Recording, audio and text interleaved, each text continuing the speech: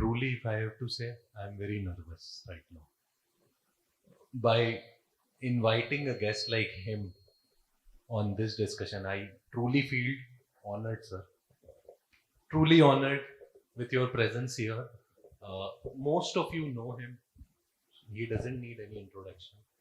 But at the same time, I feel that in the last at least 5 decades, he has done a great work in education, especially in the medical field. And I feel that this fireside chat, we will, in last 15 evolves, we have done 3, 4 fireside chats. One with the founder of Akash Education, Akash Chaudhary himself. One with the founder of Vidya Mandir classes in Delhi. They are a very big coaching center based out of Delhi.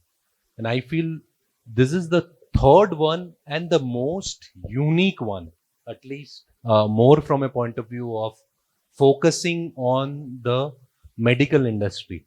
Uh, Quickly, we'll get into the discussion. We'll understand more about Sir's perspective, what he has done, what he feels, and all that. Aside of that, before we end the session, we will open up this fireside chat with couple of questions from the audience. Who, whoever wants to ask those questions at the end, please raise your hand and we'll happily take those questions. So, sir, without wasting time, I'll straight away get into the discussion with respect to sir. Sir, what is your view on the current medical education in India, sir? If you have to look at state of art, what do you think it is today, and what do you feel in terms of challenges which are faced by educational institutions, especially in tier 2 cities, sir? Because it is very important to emphasize on that, sir. So if you can share some insights with respect to that, sir. Look, taking the privilege of really complimenting this initiative. I, having been a part of the medical education and having been blessed with the various opportunities over a period of time,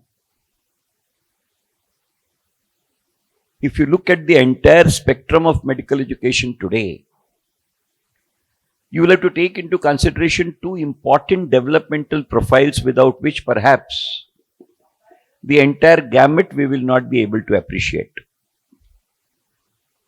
One basic important factor which took place in the year 2001 in terms of what is now world known as Paris Declaration, designing the model of medical education for 21st century for the world. 192 countries congregated, and a global perspective of medical education, including a line model thereof, was structured. Once again, I consider myself very fortunate that I had the privilege of leading Indian delegation into that. Therefore, I am a signatory to Paris Declaration on behalf of your and my country. The important underlying factor which I am wanting to put across, ladies and gentlemen, is the objectives of medical education for the world have been structured. The attributes of the trained manpower coming out of the educational system is structured. Now, if I tell you the aims and objectives of United States of American medical education and the aims and objectives of a small country like Sri Lanka's medical education, they are same. So are the attributes which are expected to be generated in terms of invocation of the trained manpower, they are same. And therefore, if I use a word, objectives and outcomes of medical education stand universalized from 13th of January 2001, if I say I am not mistaken in it. Therefore, Indian medical education, its developmental profile, its status, its way forward is required to be viewed in the context of universalized medical education. The aims which have been listed for the global medical education are: we need to generate competent, confident, concerned, and compassionate trained health manpower. Global objectives. That which will be produced will be having the attributes of being a good clinician, good professional, effective communicator, leader of the health team and an effective one, and finally, a committed lifelong learner. Therefore, 4 objectives and 5 attributes, be it the level of undergraduate medical education resulting in generation of registered medical practitioners, or at the level of post-graduation resulting in generation of the specialists, or at the level of super specialty generating in the nature of super specialists, globalization in terms of the objectives and attributes stands crystallized. Therefore, when I say medical education system and the pattern of medical education in India is catering to the cause of this universalized global initiatives, absolutely. We have tried to work out the structure on that particular count. Historically speaking, I will be just referring to 3 landmarks, and mind well, being a part of the Western medicine or modern medicine as we call, I am limiting myself to that. The first global model on which the entire medical educational frame came into operation in this world was in the year 1910, which is called as the Flexner's report-based model of medical education. And the pattern thereof is called as formative model of medical education. I, a student of 1972 batch of MBBS, I am not a part of the formative model of education. Because 1969 World Health Organization took up an initiative resulting in structural modification, and therefore with those structural modification, the model in vogue from 70 onwards is reformative model of medical education. But for 21st century model of education, in the context of universalization of 2001 Paris Declaration, the Lancet Commission report of 2010, of which again the 21 health commissioners, India was represented, and I had the fortune of representing there with Dr. Reddy. The transformative model of medical education for the 21st century has been structured out. Based on this, the World Federation of Medical Education guidelines have been crystallized.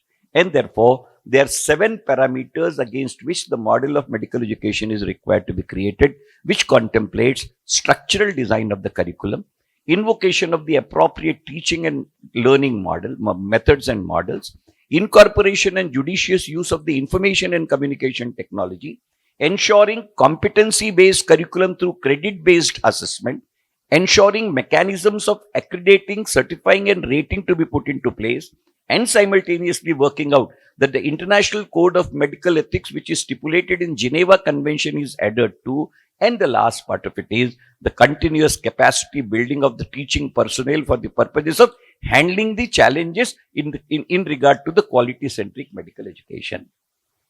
Luckily, ladies and gentlemen, again, it should be a matter of great pride and exultation for all of us. 2003 venture which has been undertaken in regard to making the model of medical education and putting it into operation in India. We have been successful, and the transformative structural model has been launched out of a task force committee report of 2015. Again, I had the fortune of heading the said national task force. 2019, competency-based medical education, including incorporation of the components of concern and compassion through affective domain of the curriculum incorporated in the form of what is called as ATCOM module, and where ATCOM stands for Attitude, Ethics and Communication module inbuilt into the curriculum, including incorporation of the credit-based assessment model built therein, working out the National Faculty Development Program for the purposes of capacity building of the institutionalized teaching program in the country over and above what was called as NTCC program, and 2019 National Medical Commission Act passed by the Indian Parliament providing for an autonomous accreditation board in the National Medical Commission has resulted in mitigation of virtually all the parameters which mandated transformative model of medical education. And again, let me put it across in all humility. On 20th September 2023, Indian medical education invoked a landmark achievement whereby the World Federation of Medical Education recognized Indian system of medical education on par with the global requirements, as a result of which 706 medical schools in the country, they now stand included in the directory maintained by World Federation of Medical Schools, which turns out to be the largest contribution in the world of a single country. We are therefore, ladies and gentlemen, let me put it across in all humility. Today, in the global context, we are the largest producers of trained health manpower in the world. Of the total 3,462 medical schools in the world, 712 are located in geographical locations in India. And therefore, we go to constitute nearly 13 to 14% of the medical institutions. And we are admitting on an average in the year 23 to 24 admissions, 1,08,000 and odd is the intake capacity for the MBBS course. 68,000 and odd is the intake capacity for postgraduate course, and we have touched a more than 9,000 figure for the purposes of super specialty courses, which by itself makes us the largest contributor of trained health manpower in terms of numbers across the world as the highest producer. What does this mean, ladies and gentlemen? Therefore, the only underlying point why I narrated this taking a bit of time of yours is, we thought that we were planning medical education to generate an IMG, which we thought that it stands for Indian Medical Graduate, and rightly so. But let me put it across with all conviction at my disposal. Today, this IMG does not mean Indian Medical Graduate, it means International Medical Graduate. That is the ambit of medical education in the context of the world. And in terms of the dream of the Honorable Prime Minister, whereby rightly and richly India is legitimately entitled to be, it was a Vishwaguru and it should be a Vishwaguru. The place of Vishwaguru in the shortest duration, which will be fetched by one single entity for the Mother India in the context of global perspective, with all conviction at my disposal, this Ved Prakash is capable of humbly saying that the title of Vishwaguru in the near recent future, if at all it is going to be fetched for Mother India, it will be through medical education in the global context. That is what we are presently. Not that the challenges are not there. Challenges are many. A huge country like ours, with so much of inequities, having been part of a regulator almost for more than 35 years, right in the capacity as chairman of that particular national body for almost 20 years, 4 consecutive terms, I know for certain where are the limitations, where are the bottlenecks, where are the challenges, where are the concerns. Yet, in tandem with the government, again, let me put it across, 3 days back, now the National Task Force Committee for contemplating model of medical education for Viksit Bharat is already submitted to the government of India 3 days back. The entire draft is drafted. Of course, I will not be able to deliberate on that till the government takes a call on it. It will be difficult for me to discuss the inclusions of it. But one thing which I would like to put across is the potential that has been generated in the context of medical education in this country through its profiling. In its form as of now, still there are certain bottlenecks because we have been recognized for a period of 10 years and things have to be brought on par, which have been put across before 2033 is the challenge. But I am sure that the planned efforts which are being taken in an all-round manner. Of course, there are concerns. We will be dealing with those concerns. But let me put it across. Roadmap for Indian medical education, for it not only its relevance and visibility in the global parlance, its use, utility and impact on the global parlance is huge. It is gigantic and it is incrementally going to be absolutely reach its zenith in coming times with maybe less than 10 to 15 years. That is exactly my assessment of things as of now as an active planning, participating person in first person into this entire gambit. Sir, I had a goosebumps when you were talking about all these things. And honestly, I'm a commerce graduate with accountancy background, sir. मेरा left side of I leave that in discount. Sir मेरा left side of the brain बंद है with respect to medical and all that क्योंकि कभी वो हिम्मत पड़ी ही नहीं but the way you narrated this entire piece sir I think many of you would have learned this for the first time. At least for me, sir, it was a very, very big eye opener. Now, coming to the next question, sir, more from a point of view that how has been the integration of technology, sir, at least in the medical education, evolved over the last few decades, sir. I'm sure you have seen it both as a practitioner as well as policy maker. You would have seen it from very, very close distance. And how do you think that it has impacted the teaching methods on one side and the student learning outcomes on the other side, sir? If you can throw some light on that, that would be valuable. Look, I was hearing my brother, Dr. Nanoti. Let us accept for reality, and educationists have to reconcile with this truth. Earlier day, better it will be in the interest of everybody. It was true that the model of education, not only medical education as a whole, what it was, and it was not that I'm saying that it was inadequate, short, or of any limitation. It was chalk, walk, and talk. This is what is the traditional model of education. But if you take into consideration the advent of developmental profile which took place from 60s onwards, Dr. Nanoti was talking about 1994, but the first computerization began in 1965, frankly speaking. Therefore, I am telling the pace of developmental profile in terms of industrial mechanization, especially with reference to instrumentation, and the pace with which it came into its real profiling, where in the technological domain today it is said that what is relevant in the forenoon turns out to be obsolete in the afternoon. It is that pace. Until and unless education is also in a position to keep pace with this scientific pace of development, it will be lagging behind. Luckily, educational planners, educational policies, and educational frameworks in the Indian context, especially post 1984, the education policy document framed and put across by the then government headed by Rajiv Gandhi was an epoch-breaking, pathway-breaking document on that.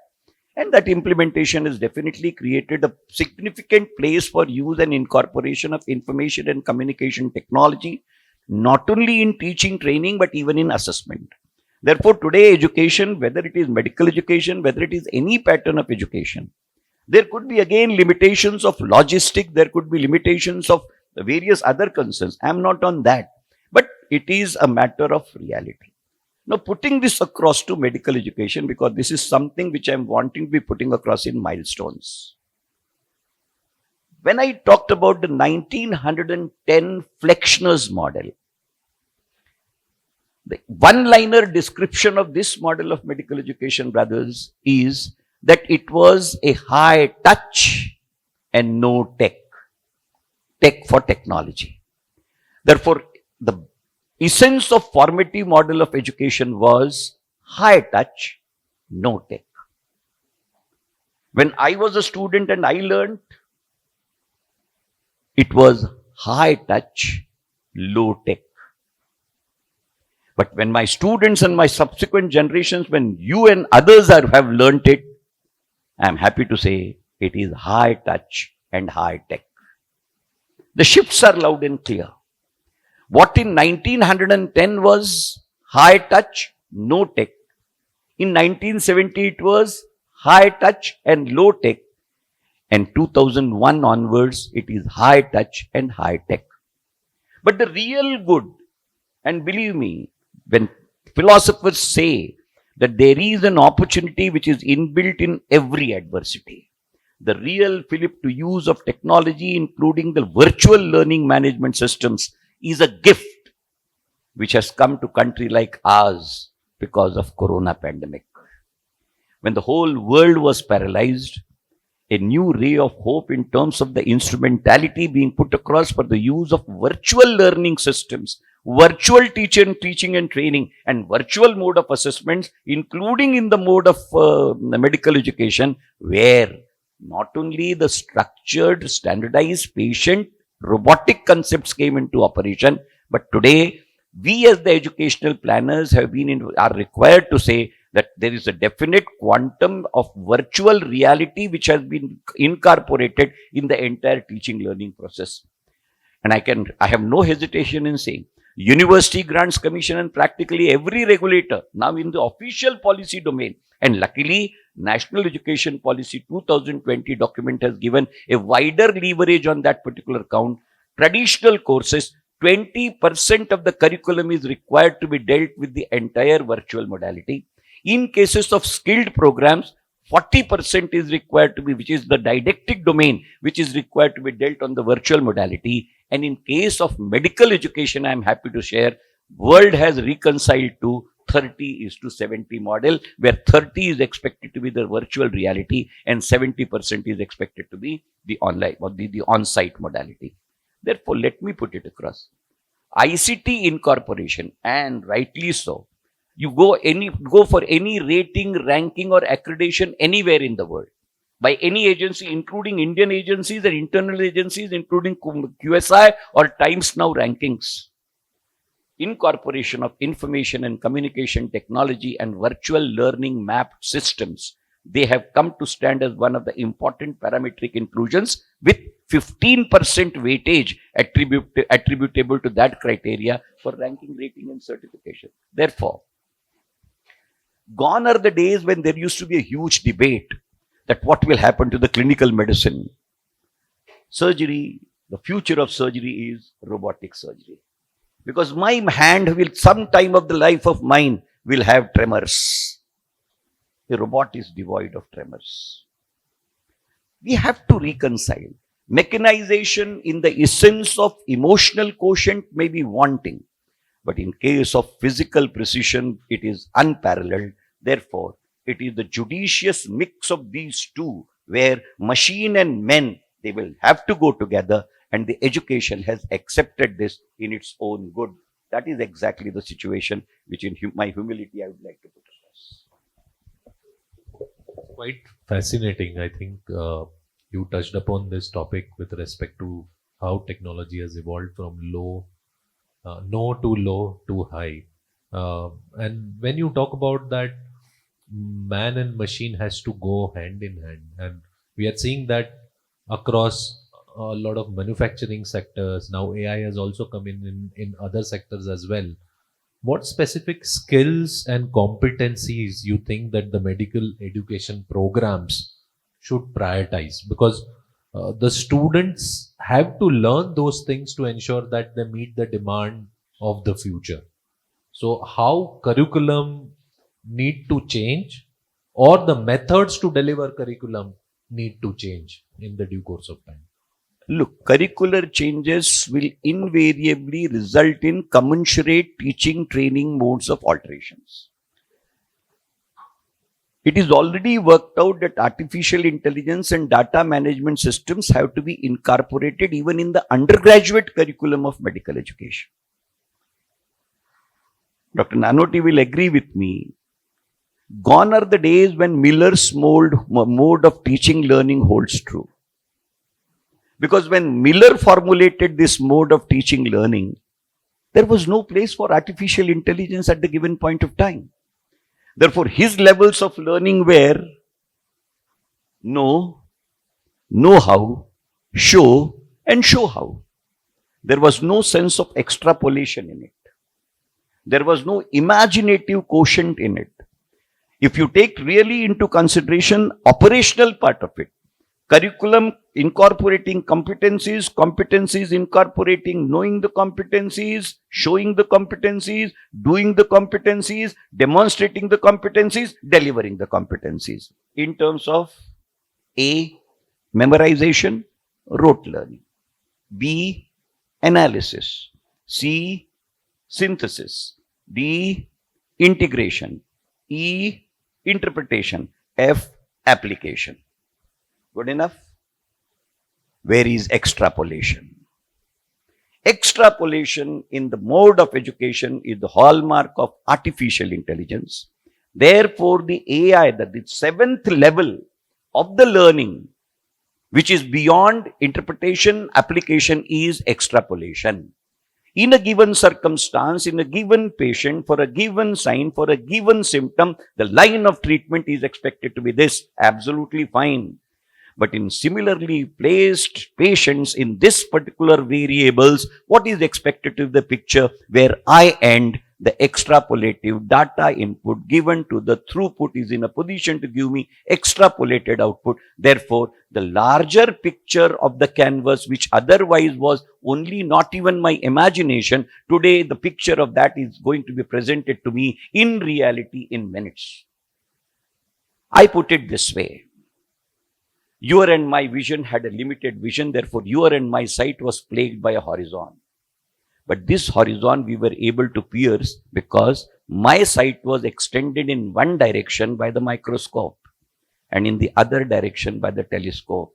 But microscope and telescope in unison is equal to artificial intelligence. And that is exactly the essence which we have to incorporate in the entire frame of education, because education is not expected to be preparing the learner for the contemporary times.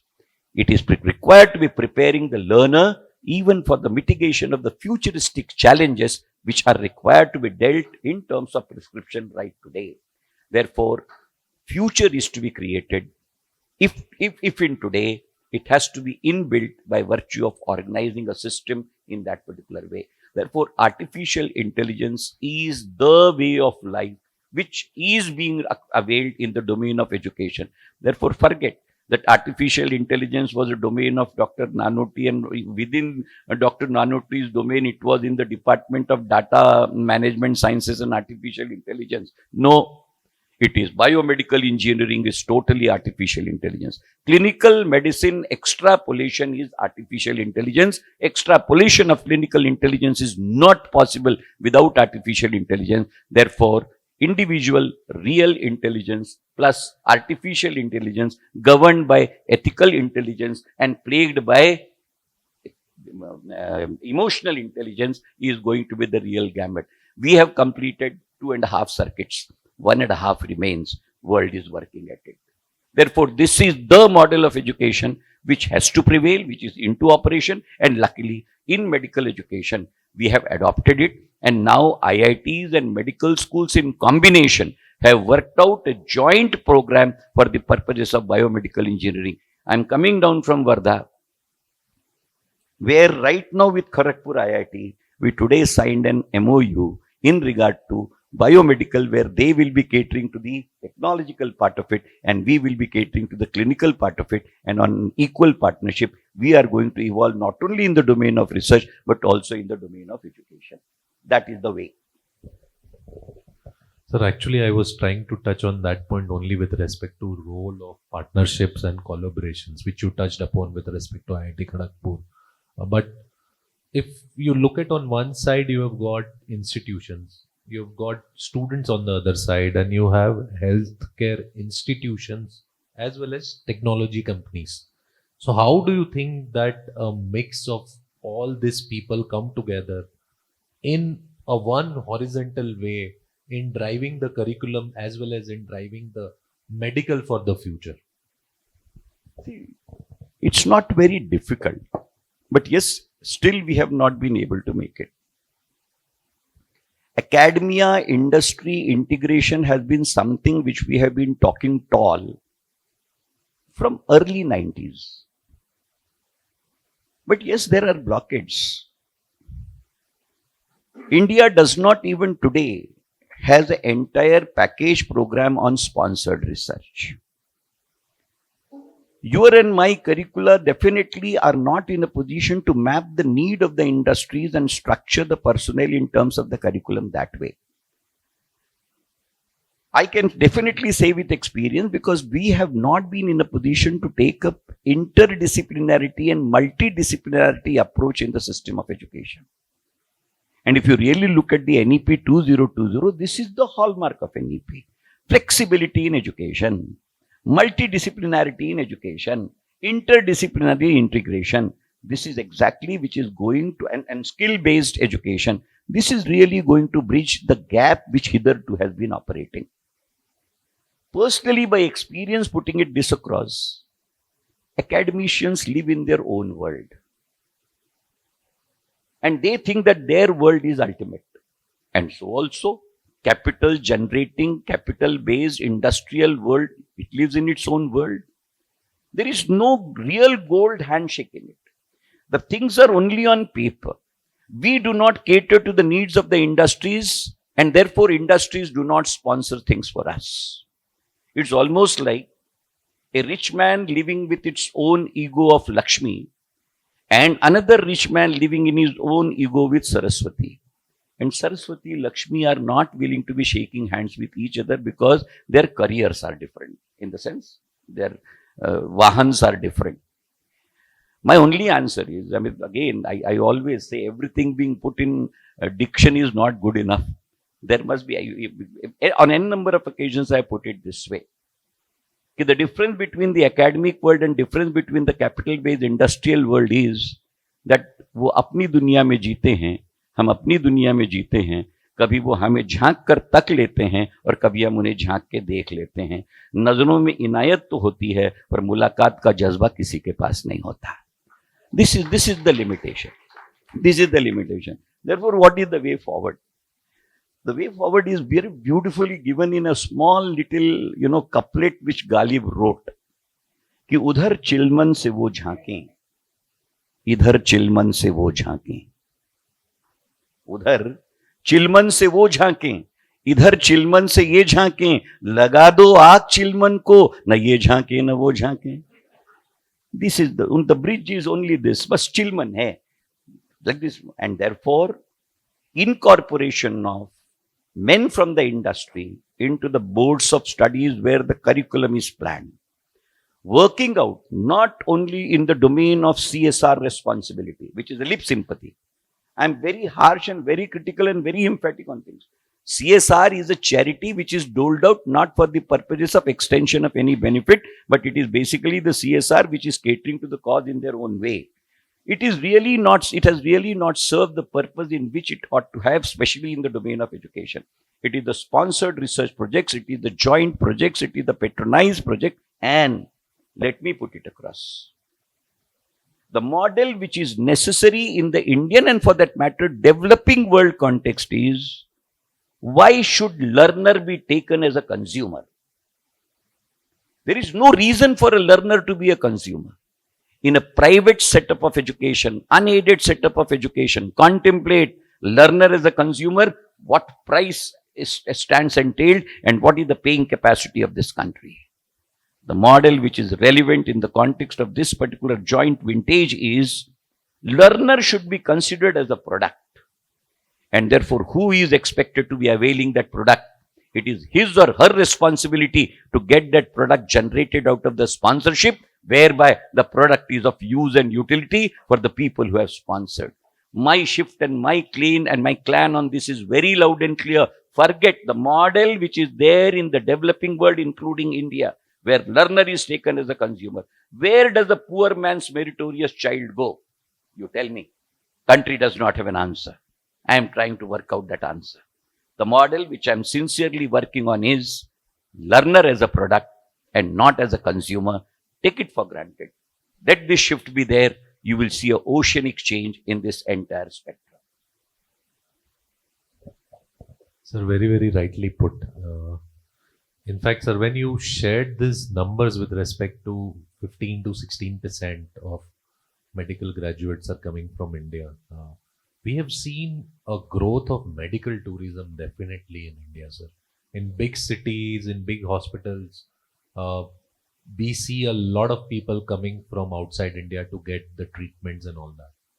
Now the question is, sir, where is the opportunity for educational institutions, especially in the medical field, to produce more medical students in India and ensure that a lot of students actually go abroad and study as well? There is a brain drain as well in medical, that there are many smaller countries where students go and learn medical. If we are actually largest and producing some 15-16% of the world's medical population, then how institutions should drive it and take it to, let's say, 25% or 30%? And what are the ways in which they can do it, sir? See, brain drain is, in a global world, why we should be calling it as a brain drain is also a big question. when we are talking about withering out of the boundaries, when we are talking of the entire globe is converted into a unitary village, then the concept of utility of anything and everything that we talk. The only problem is because inequities in the socio-economic spheres are unshareable, therefore it pains. And therefore we really are worried about the brain drain. The reverse can be very easily done. I will just tell you a small report which has just come 3 months back. Good number of Indian citizens from Indian origin now habitating for several years in developed world, more so in Australia, Canada, USA, UK. Post their active life, they are wanting to come back to India. And the return rate is very high. In America, in the targeted population, the return rate in terms of their survey is reported to be as high as 70%. Australia, it is depicted to be 85%. And the reasons which have been given are very interesting, and therefore perhaps that will be in a position to be giving a sumptuous answer to your poser. The reason that they are citing is that the waiting time for the medical services in the developed world is extraordinarily high. Can you imagine that if you need a cardiac operation, the waiting period in UK, 15 days back I am telling you, I was in London, waiting period in UK is 8 months. Now imagine if an emergent surgery for the purposes of my cardiac rehabilitation is to take place and my waiting period is 8 months. Forget the cost, forget the efficiency. The basic grueling factor is waiting period. Now this waiting period is virtually resulting in denial of the timely rendering of the health care to the geriatric population. Whereas, what is the waiting period in India? 24 hours. How right you are. Now this is the difference. Which is, even today, poorest of the poor, in regard to the emergent care, is there a waiting period? Nil. Now this is exactly where we are. When you talk of medical tourism, one of the most fastest and quickest and the most steadily growing industry, where the growth proliferation rate in terms economic proliferation rate after pharmaceutical industry, which is put across as 18.5%, this is 16.15%. Just the World Bank figures which have been released at the end of 31st of March 2023, 24 figures have not come out. This is where the clinical efficiency lies in our hands.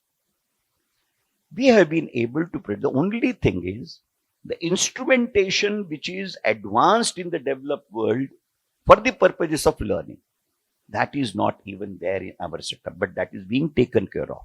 The entire advanced skill labs which have been worked out in the new education policy, and we have already worked out the regional centers for that purpose, they will be in a position to go in a much desired way for the purposes of mitigation of the gap. Compulsorily, skill lab is a part of minimum standard requirement, and regional centers being created through advanced skill labs will be in a position to take care of that instrumental operant mechanical learning, which otherwise was missing, for which, see, normally, even if my child has passed out his orthopedic post-graduation with flying colors, I would definitely want him to be that arthroscopic surgery. You do 2 fellowships in Australia and see the expert. What is that? Is it the clinical medicine that is being taught? It is the robotic medicine for want of this refined machine and refined instrumentation, which is not available in my and your country for the purposes of training and orientation on what is classically called as operant learning. We are extraordinary in clinical learning, but we are deficient in operant learning. It is only the answer lies in collaboration. Let there be a cluster of institutions, and those cluster of institutions on rotational basis, they will be going for training of their students in cumulation, and do not go in for multiplication of the resources. If you are wanting to create nephrology training, create 5 national centers for nephrology training, where you are in a position to on rotational basis put across anybody and everybody. Develop centers of expertise rather than mediocre centers getting multiplied anywhere and everywhere. So therefore, national and regional centers of excellence on refined skill training. The Skill in India program is not just a program, now it is modified to Refined Skill India. And take it for granted, Refined Skill India, shaping and taking roots well, will end brain drain in near, it will take it to near extinction, maybe in coming 10-15 years. So these are the developmental profiles I can submit it to you, which should be in a position to take care of why Indian learners are wanting to opt. See, Indian learners are, you tell me which Indian learner is wanting to be going and doing a MCH degree in USA? None. But which Indian graduate and postgraduate is not interested in doing an add-on fellowship in some refined area? Why? The strength lies not in clinical learning. The strength lies in instrumental or operant learning. The quotient of operant learning, which is missing in India, seems to be one of the important avenues which has to be taken up and mined well. Government alone cannot be a player in it. It is the private entrepreneurs which will have to take lead on this particular point, and it should be the joint collaborative mechanism which should be good enough. To that also, there is an important suggestion we have tried to put it across, on which there is a serious consideration by the government, that Section 12B,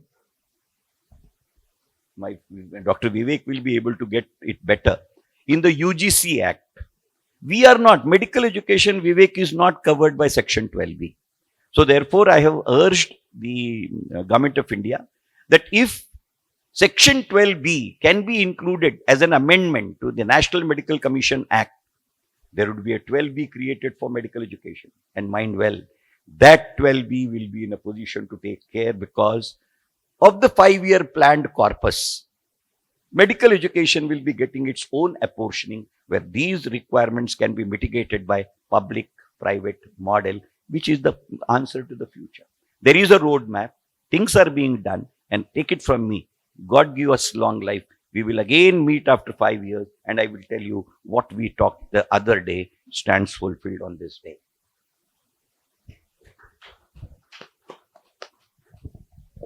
Sir, I'm fascinated by this discussion, sir.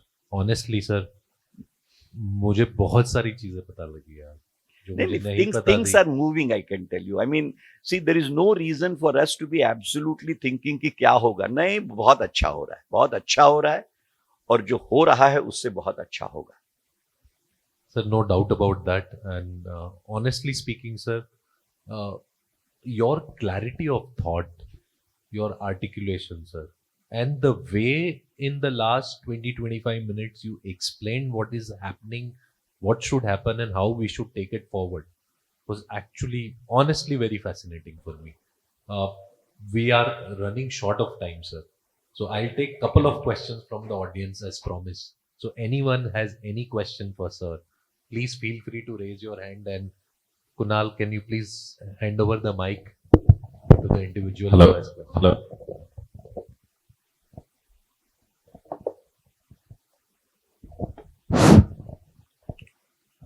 Good evening to all. Myself, Dr. V.G. Araspure, presently working as a principal at Suryodaya College of Engineering.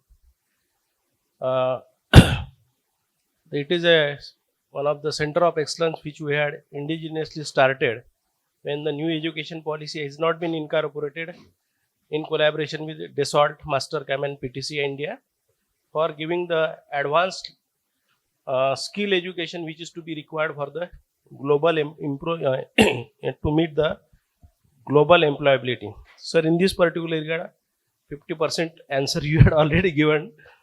So how this particular automation and instrumentation and medical software in India is not up to that particular mark, how this particular new education policy is meeting the requirement of this international standard and how it increases the employability of Indian doctors. See, look, it will be very difficult to tell you put across a definitive roadmap, because there is a task force which is constituted on this count, and the report of that task force is also submitted.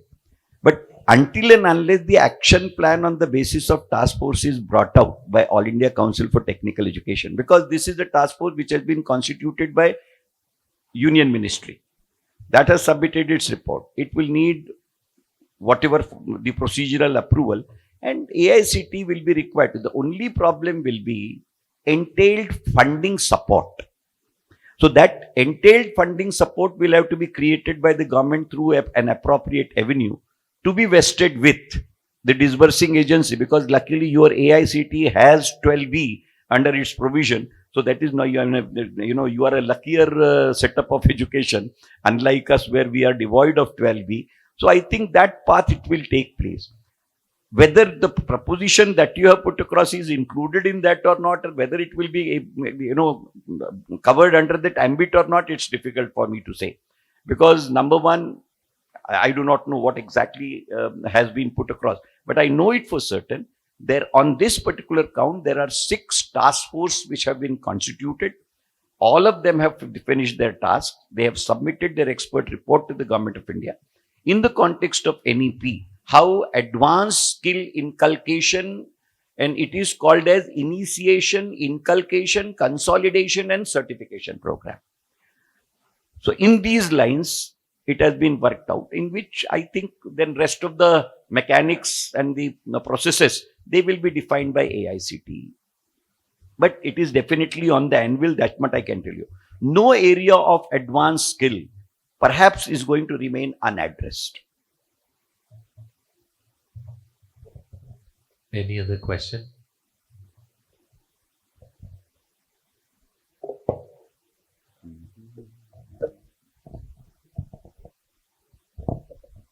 Hello. Sir, one small question. What can be done to increase the trust factor of the public on the medicos? Sincerity, honesty, integrity. There is no other way. Until and unless my sincerity, honesty and integrity is A, demonstrable, decipherable, consistent and credible, trust is always an imaginary term. Take it from me. We are not able to... Any program from the government side? Now, see, To these do are this? traits. Let us not say these are traits. When I say concern in a medical graduate, the world agitated. What will be the measure of concern? And then finally we came out with a model. Do you know, I will just tell you a simplest of the simple model. How will you inculcate concern and how you will be assessing it? The thumb rule for the concern is, now it is called as 4-trait virtuous circle. If you are able to train your graduate for use of these 4 words incessantly, timely, and at an appropriate required place, concern will be free-flowing. And the model is, please, excuse me, thank you, sorry.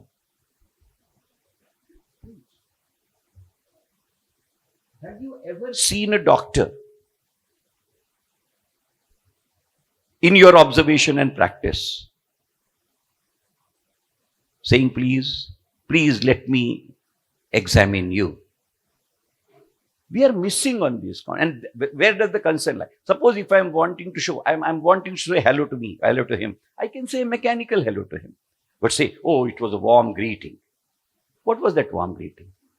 The warmth was expressed. When I shake hand and I'm holding hand with warmth, there is a different emotion which is getting communicated. Therefore, I always say, English grammar is proper noun in dispute? No. Common noun, proper noun merged into a larger sense is common noun. Material, material noun. Crowd, collective noun. Bravery, abstract noun. What we are talking in terms of train is abstract. But air is abstract in terms of visibility. But air is reality in terms of feelability. It is something like this. What you are talking is trait. Traits will always be demonstrated in terms of visibility. So, no programming of any government or anything. See, classically speaking, we always say, we were told small little stories and there was a moral lesson. We have included morality in curriculum. We have included ethicality in curriculum. Bioethics is now an important part in the curriculum. So UNESCO has come out with a declaration on communication. And for that matter, 10 life skills. What are they? Life skills are absolutely, trust is included in life skill, honesty is included in life skill, sincerity is included in life skill, punctuality is included in life skill. These are all life skills. Life skills are something all of us have, but perhaps we are not in a position to make that as a way of our life because of various reasons. That's a different part of the story. But then it is free flowing. And to say that it should be in the curriculum, yes. My opening sentence, Vivek, when I wrote Affective Domain of the Curriculum in Medical Education, my opening sentence was, what hitherto was left for a learner to be caught, I am pleading that to be put into the domain of that it should be taught. What was caught should be taught. Why I should be left to be imagining and picking up my role models, like I tell you, I'm not naming the person. Good number of my fellow colleagues who are in the surgery, they picked up a role model, became extraordinary surgeons. But the role model was a habitual smoker. So most 99% of them refined surgery with smoking. Role model में ये गड़बड़ होती है. Role model is picked up in totality. Whereas, if you make a learner read that example is better than precept, and therefore to a hepatic patient, telling that alcohol is expected to be a poison should be preached by a doctor who is a teetotaler like me. This is sincerity. Otherwise, I will be telling a lesson on non-alcoholic cirrhosis and inculcating the feasibility of cirrhosis every evening. Paradoxical. That is what I am telling. I mean, see, example is better than precept. Actions speak louder than words. Are these phrases or these are the real dictums of life? That is what it is. Pick up any phrase, it's a moral lesson. Therefore, my answer to your query, and perhaps my right answer to your judicious query, is let us live it. Finished. And it should be lived, it should be taught. It should be taught. What is value-based education? This is what it is. We only tell price-based education. Price plus value makes things valuable. That's it. Sir, honestly, my mind says that this should go on. I have another commitment to keep. I know. And my says, sir, I am not sure about the audience. So I have to think about audience also. But I am very sure many of you probably would be thinking ki, sir, थोड़ी देर और बात करें. But we have time constraint as well, sir. Thank you so much, sir, Pleasure. for your time. Thank you very much for listening. Good. I have my own friends. God bless you all. Thank you.